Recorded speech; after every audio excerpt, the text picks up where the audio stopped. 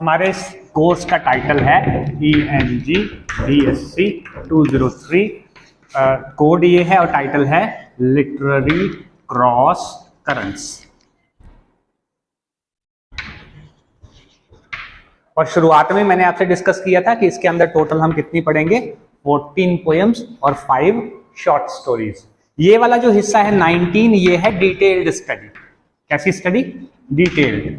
Detail में माने इसमें से पैराग्राफ्स भी आने हैं और इसमें से क्वेश्चन आंसर्स भी आने। इतना भी तैयार कर लेते हैं तो पेपर आराम से हो जाता है। इसके अलावा एक हमारे पास प्ले है, उसका टाइटल है silence, the court is in session.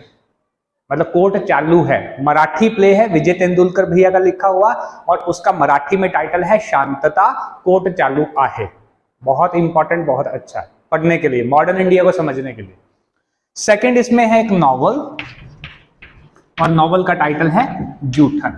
तो फर्स्ट ईयर में भी जूठन आपने पढ़ा था शॉर्ट स्टोरी के रूप में। अभी पूरा नॉवल आपको कहानी सुनाऊंगा मैं, क्योंकि ये है non detailed study. Non detailed का अर्थ हो गया थीम पता होगी, समरी पता होगी, काम चल पड़ेगा। ठीक है ना, मतलब पता होना चाहिए, इस टेक्स्ट के बारे में आप फेमिलियर होने चाहिए। तो ये सिलेबस है सारा लिटरेरी क्रॉस करंट्स का। इसमें से 14 पोएम्स हैं, पर पोएट कितने हैं? 5 ही हैं। 5 पोएट है।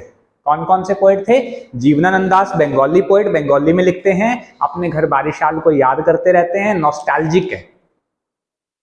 ठीक है जी। और उनके अंदर नेचर का प्रेम हमें देखने को मिलता है, नेचर की रॉ फॉर्म, जो ओरिजिनल नेचर है, जो उसकी हार्श और रियलिटी है, वो हमें देखने को मिलती है। रोमांटिसाइज करते हैं लिटरेचर को, अपने नेचर को अपने पोएम्स में, बट रोमांटिसाइज कर रहे हैं रूरल एरिया को, रूरल बंगाल को। कौन? जीवनानंद दास, जो पहले बंदे, जीवनानंद दास।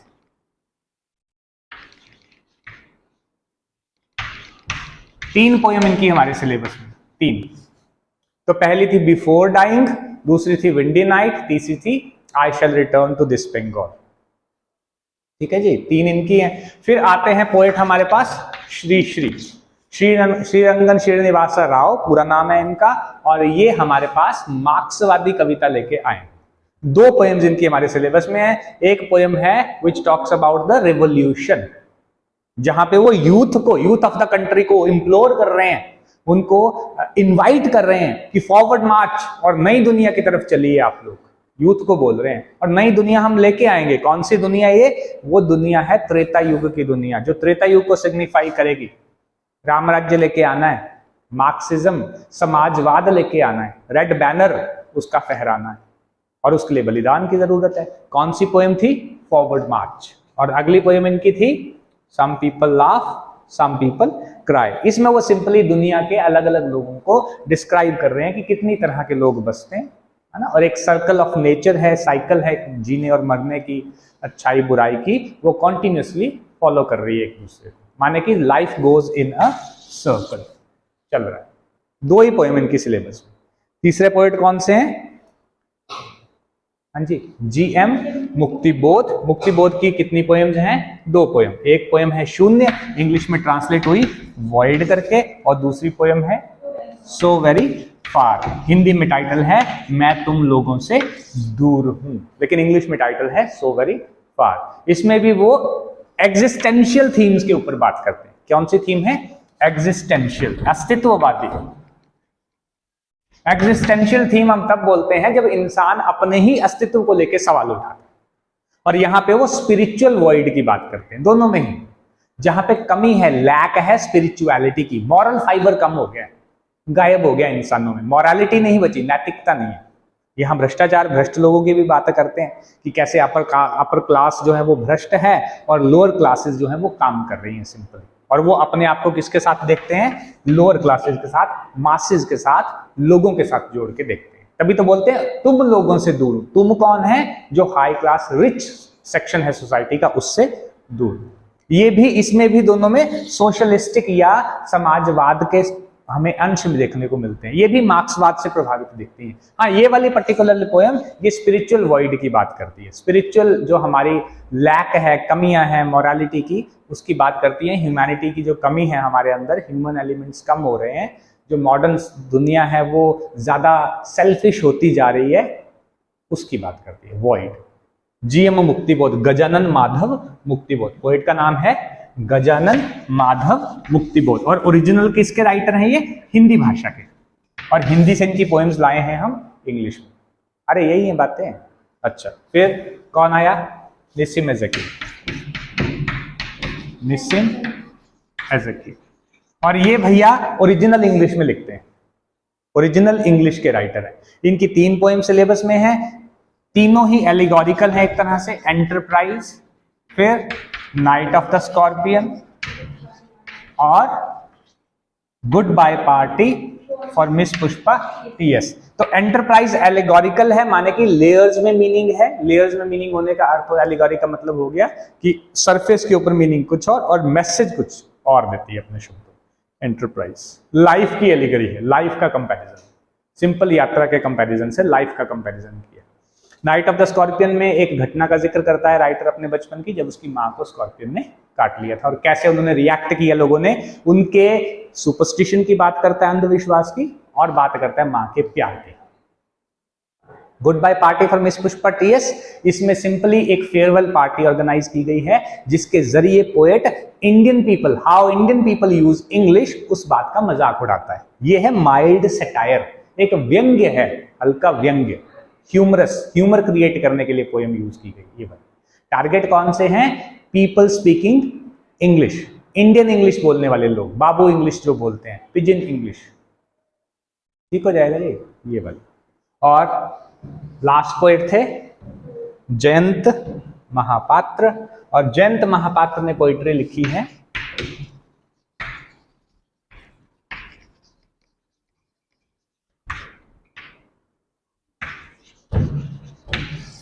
चार पोएम्स इनकी सिलेबस में है।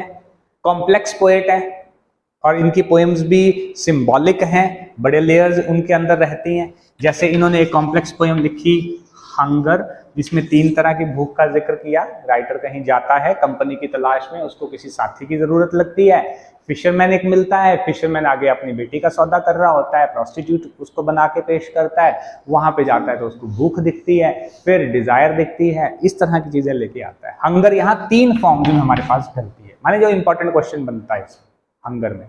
फिर आती है धौली। धौली में वो जो classical historical point of view है रिगार्डिंग किंग अशोक, जहां पे उसको कंसिडर किया जाता है ग्रेट किंग, उसको चैलेंज करता है और कहता है कि कहीं पे भी जो धौली में जो रॉक एडिक्ट, वो जो शिलालेख उसने खड़े किए हैं, वो कहीं भी जस्टिफाई नहीं करते, कहीं भी एक्सप्रेस नहीं करते सम्राट अशोक के फेलियर को। कहीं पे भी उसकी सॉरी, वो मतलब शर्मिंदा है अपने युद्ध के लिए, अपने ब्लड शेड जो उसने किया। धौली वो जगह थी जहां कलिंग युद्ध लड़े गए। अरे याद है आपको, हमने किया है अभी पिछले हफ्ते, है ना? किसको? धौली में करने वाला क्या, आपको क्या नहीं पता चला बताओ?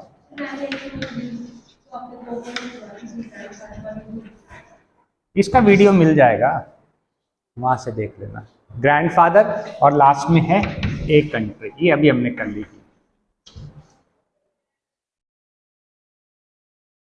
पोएम्स सारी इंपॉर्टेंट है, इसमें मैं ये नहीं बोल सकता कि फलां ज्यादा इंपॉर्टेंट है फलां कम, क्योंकि 14 ही हैं, छोटी छोटी हैं, कुछ लंबी हैं, बट ओवरऑल आइडियाज सिंपल हैं। सिर्फ 1 या 2 हैं जिनमें एक से ज्यादा आइडियाज बनते हैं, बाकी सब में सिंगल आइडिया, माने सबकी क्या आनी चाहिए, क्रिटिकल समरी या थीम, वो आपको डिस्क्राइब करना आता है, इजीली आप अटेम्प्ट कर सकते हैं।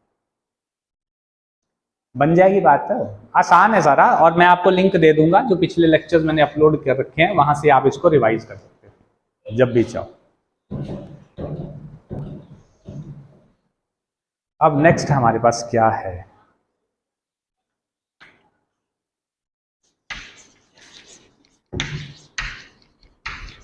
जो हमारा प्ले है ना, शांतता कोर्ट चालू आहे, अरे प्ले है ना वो, उसकी दिखाऊंगा मूवी।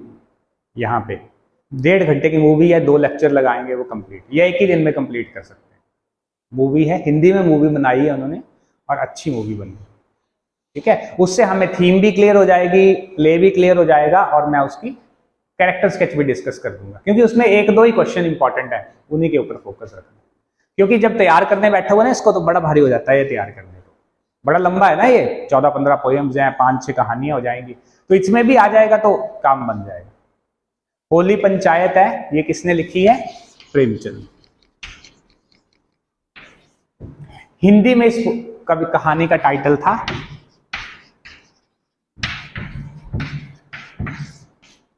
पंच परमेश्वर। क्या टाइटल है? पंच परमेश्वर। सबसे इजी स्टोरी यही है। टोटल 5 हैं, उसमें से 4 आपको इस बुक में मिल जाएंगी, जो मेरे पास ये है,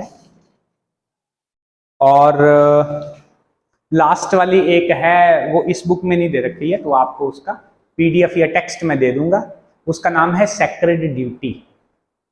उस कहानी का नाम है सेक्रेड ड्यूटी। सेक्रेड होता है पवित्र और ड्यूटी माने कर्तव्य। तो वो वाली इस्मत चुगताई की है। इस्मत चुगताई की आपने एक पहले भी पढ़ रखी है कहानी, कल्लू। प्रेमचंद की पहले पढ़ी हुई है डिलीवरेंस, सदगति। आप कौन सी आ गई? पंच परमेश्वर।